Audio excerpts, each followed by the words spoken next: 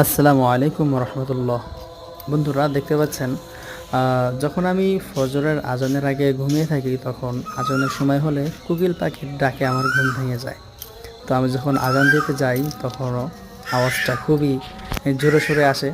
আমার রুমের উপরেই একটা আম গাছে কোকিল পাখিরা সম্ভবত বাস করে। দিন রাত সর্বদা তার ডাকের আওয়াজটা আমি শুনতে পাই। দেখতে পাচ্ছেন যে কত সুন্দর আওয়াজ।